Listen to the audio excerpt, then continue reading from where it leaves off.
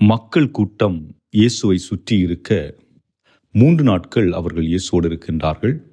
இயேசு அவர்கள் மீது பரிவு கொண்டு அவர்களுடைய தேவை என்ன என்று பார்க்கின்றார். அந்த தேவையில் உணவு தேவை இருக்கிறது என்பதை உணர்கின்றார். ஆகவே அங்கு இருந்த 7 அப்பத்தை 4000 நபர்களுக்கும் மேல் அவர் பகிர்ந்து கொடுத்ததாக விவிலியம் குறிப்பிடுகிறது. இந்த பகிர்தல் என்று சொல்லுவது இருப்பதை மற்றவரோடு பகிர்ந்து வாழ்வதற்கு ஆண்டவர் கற்றுக் கொடுக்கின்றார்.